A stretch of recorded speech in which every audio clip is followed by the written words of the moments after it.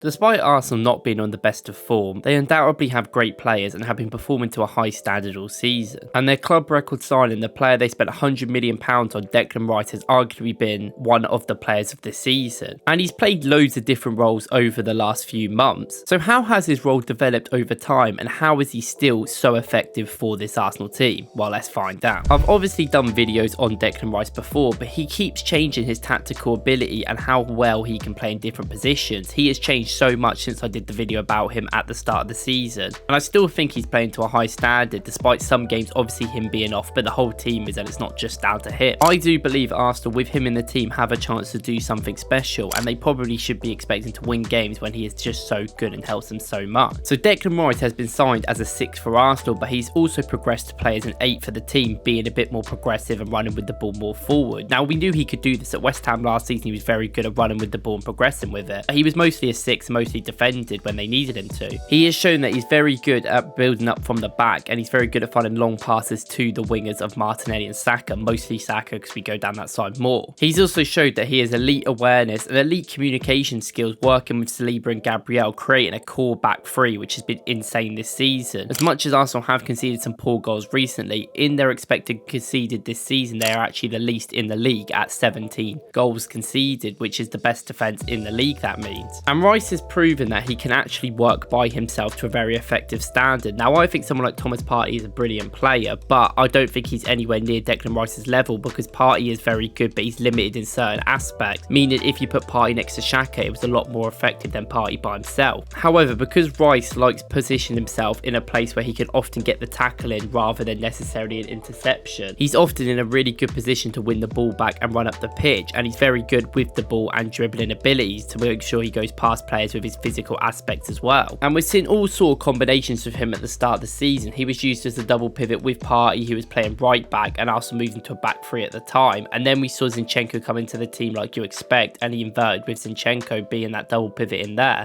And not only has he showed quality leadership skills over his time at Arsenal, he's also a very good player in the big games. When Arsenal need people to step up, like the Man United game, like the Chelsea game, and like the Liverpool game at Anfield, he has stepped up brilliantly, and he's been one of the leaders out on the pitch, helping our team mentally, being an absolute mentality monster. This is something so important because he's still playing his game at the high level. He's still confident enough to play how he knows he can in these big games. He doesn't care who it's against, and he's performing still at a very high level, and this is why Arsenal is still able to get results against these big teams, despite obviously not playing as well as last season. Now, every transfer signing comes with risks, but if someone with £100 million, you really expect him to be delivering right now for your team, and Declan Rice is so good for Arsenal because he is so adaptable in game. I do think Arsenal have really been struggling this season, but Declan Rice is that glue in the midfield. It's nothing to do with him. And this season, even when games Arsenal have lost like recently, he is getting up to around 14 to 15 defensive actions per game, having loads of recoveries and winning the ball back all the time. This just shows how effective he is. He knows when to position himself and knows how to do a great tackle in there. He is undoubtedly be playing as one of the best players in the country, even if people don't give him credit for it. Like people like Endo will get credit for, he has been doing what he has been doing into another level this season. And although you expect that from a £100 million player, there is nothing else more he could do. Not only that, recently Arsenal have obviously been struggling to score goals. They've been trying to sort out their midfield. So what they've actually done, they did this against the Liverpool game, and I hope they keep the same because I think it worked very well, despite obviously they still not being able to score, but they did create a lot of chances this time, was that Havertz was moved up front while Jorginho and Rice played in a double pivot at the back. With Rice obviously being the more mobile player out of him and Jorginho, he was allowed to go forward with the ball and create chances a little bit more. He sort of passed it off to Odegaard rather than getting him to do all the defending and tackles while Odegaard come and pick up the ball like we saw earlier in the season. We used this against Luton when we won 4-3. Rice was in there to win the tackles, but he'd quickly wait for Odegaard to basically come towards him and progress the ball up the pitch himself. This meant Havertz could get in the box with Jesus, creating more problems in the air. This primarily had Rice at a 6 rather than an 8, but with Jorginho in there, he moves more into an 8, showing his versatility where he can actually progress the ball up. And against Brighton, where he was in a single pivot, I thought he was brilliant. He was one of the best performances of the season for the team. And that run where he ran past the whole team and nearly scored just sums up how good he is and how confident he is on the ball. People say he does sideways passes and backwards passes are stupid. He actually looks up all the time and even can run with the ball past the whole team. It just shows his quality. And not only being put in a different double pivot this year with Odegaard, Zinchenko, Partey and Jorginho, he's also excelled in that single pivot like I just said. He's been brilliant by himself because he does around 14 to 15 15 defensive actions per game, so this is just so much. This, as well as Rice has a bias to be on that right side. He likes defending from the right. Gabriel likes to push forward as a left centre back because he's quite an aggressive defender. He's got to go out there and win the ball. He works really well with Gabriel to coordinate who to go for the ball and who to when, so Rice can push back and sort of help the defence if not, if he obviously Gabriel missed it. And I know the moment against Liverpool has been memed now because Arsenal fans on Twitter don't really know how to act right, but with 5 players running at you, he made a very smart decision to run back. I know it seems simple in hindsight, but some players in the game would simply not make that decision. I know in the end Trent missed a really big chance and should have scored. That's not really down to Declan Rice, but he did push them back as much as possible, and he made it at least where they couldn't pass it across the goalkeeper and just score an easy tap in, and that would have been the easy goal they would have scored if they'd gone past him. So I still think it was very good defending. And there's been some games where Arsenal had a lot of pressure, mostly at the Emirates, where he's actually come up a lot of the pitch and had some shots from just outside the box. And while I don't think his long distance shooting is at the level of Thomas Partey or Granit Xhaka, let's say, he will get there eventually, and realistically we shouldn't be relying on long range goals to score, and he has been getting closer and closer. I think he's hit the post a few times now. Obviously he has scored some massive goals for the club as well, the one at Chelsea, the one against Man United, and the one away at Luton in the last minute. These are big goals that we didn't even expect from him. That's not even one of the reasons why we signed him. The fact he's got that in his game as well, the clutch moment, to just have the awareness, like the one with Luton, to have the awareness to get in the box when you need it and hit your head on the ball is brilliant play. And even when Arsenal lose and don't play very well like we didn't against Fulham, I think against West Ham we were fine, and I think against Liverpool we were fine, but against Fulham we were really bad. If you just watch Declan Rice play, you'll realise that he is honestly a star. He plays brilliant every game no matter what, and he has played brilliant every game this season. I don't think there's been one bad game where he started from the start and been bad. I think he's genuinely one of the most consistent players in our team, which probably makes him the most influential and probably the most important right now. If we were to lose him, we just wouldn't be able to replace him. And it's clear whatever role that you put Declan Rice in on this team, he's going to be effective. We just need to find a way how to get our midfield and attack to work consistently together. Mostly we need to figure out how the attack's actually going to score goals. I know we have been creating recently, which has been much better, but at the end of the day we haven't scored enough, and that needs to improve starting this weekend. I said this in my last video and I'm going to say it again about Declan Rice. I genuinely think he's one of the best signings I've ever seen Arsenal made. I've seen us make a lot of good signings and a lot of players that have been very effective over time, but no one has come into the team and made this big of impact straight away. And considering our team is actually at a very much better level than it has been the last 5 to 10 years, let's say, it's kind of crazy that he's one of our best players straight away, because a lot of our best players have had to develop over time to get there. I know a lot of Arsenal fans aren't exactly happy right now with the team because we've lost 3 games in a row, which is valid, but I do think there is still a chance to do something this season. I can understand why people are so negative straight away thinking we need players, and I completely understand that, but we need to be a level-headed response here. And if it isn't our year, it isn't our year. We move on, we go to next year and hopefully come back stronger. Anyway, thank you guys for watching. If you support Arsenal, please give me a subscribe or like or comment in what you think in the